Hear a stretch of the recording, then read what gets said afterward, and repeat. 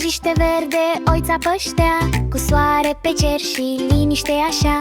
Lupul din pădure încet a venit, nu era fioros, doar s-a rătăcit. Deodată începe ploaia ușor și o umbrelă zboară peste nor. Era oiței dusă de vânt, peste flori și peste pământ. Be, hai să vedem, umbrela pierdută o recuperăm.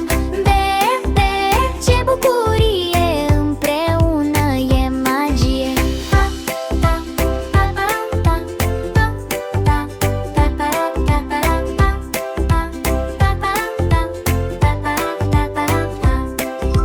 Lupul și oița alergă prin ploaie, prin bălți mici și prin văpaie de foaie. O găsesc agățată de un copac și râd amândoi, ce noroc avem, pac!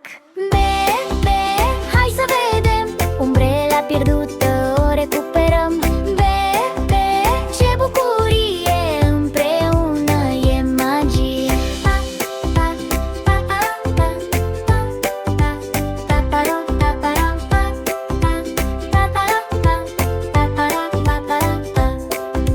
Când ajuți pe cineva la greu, devii un prieten bun mereu.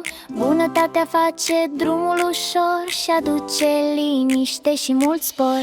Be, ce poveste, lup și oiță împreună este. Be, hai să cântăm și prietenia s-o păstrăm.